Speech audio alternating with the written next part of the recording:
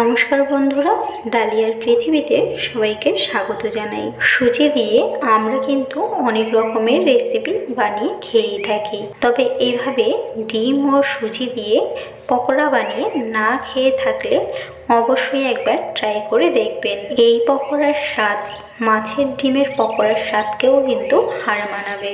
বিকেলবেলা স্ন্যাক্স হিসাবেও খেতে পারেন, আবার চায়ের সাথেও সন্ধ্যাবেলা খেতে পারেন, আবার ভাতের সাথেও খেতে কিন্তু দুর্দান্ত লাগে। বানিয়ে নেওয়া যেমনই সহজ, খেতেও লাগে কিন্তু তেমনই দুর্দান্ত। তাহলে চলুন দেখে নেওয়া যাক। সুজির মুচমুচে পকোড়া বানাবার জন্য এখানে আমি নিয়ে নিয়েছি হাফ বাটি সুজি। আপনারা যে পরিমাণে বানাবেন সেই অনুযায়ী সুজিটা নেবেন।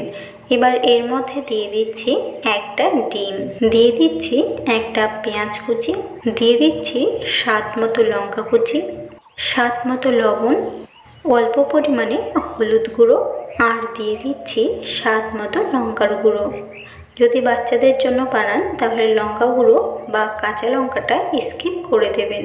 এবার চামচ দিয়ে সব উপকরণগুলো ভালোভাবে মিশিয়ে নিই। চামচ দিয়ে মেখে নিতে অসুবিধা হচ্ছে, তাই আমি হাত দিয়ে সব উপকরণগুলো ভালোভাবে মেখে নিচ্ছি। যারা যারা আমার এই ভিডিওটি ফেসবুক পেজ থেকে দেখছেন তারা প্লিজ আমার ফেসবুক পেজটি ফলো করে দেবেন, আর যারা যারা ইউটিউব থেকে দেখছেন তারা প্লিজ আমার ইউটিউব চ্যানেলটি সাবস্ক্রাইব করে পাশে থাকা বেল আইকনটি প্রেস করে দেবেন, যাতে আমি ভিডিও আপলোড করার সাথে সাথেই আপনাদের কাছে নোটিফিকেশনগুলো পৌঁছে যায়। দেখতেই পাচ্ছেন সুজিটা ভালোভাবে মেখে নেওয়া হয়ে গেছে। এবার অন্যদিকে কড়াইয়ের মধ্যে তেল গরম করে নিয়ে নিয়েছি। এবার এক এক করে পকোড়াগুলোকে তেলের মধ্যে দিয়ে দিচ্ছি। আমার চ্যানেলে সুজির অনেক রকমের রেসিপির ভিডিও কিন্তু শেয়ার করা আছে, আপনারা চাইলে একবার চেক করে নিতে পারেন।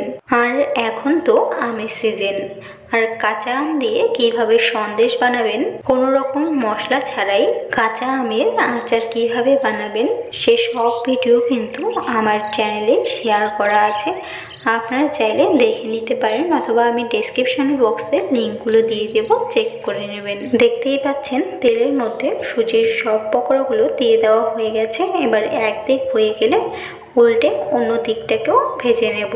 আমার ভিডিওগুলো আপনাদের কেমন লাগে সেটা কিন্তু অবশ্যই কমেন্ট করে জানাবেন। যদি ভালো লেগে থাকে তাহলে লাইক ও কমেন্ট করতে ভুলবেন না, আর আপনাদের ফ্যামিলি ও ফ্রেন্ডসের সাথে অবশ্যই শেয়ার করে নেবেন। আর আপনারা কীরকম রান্নার রেসিপি দেখতে চান সেটাও কিন্তু কমেন্ট করে জানাতে পারেন।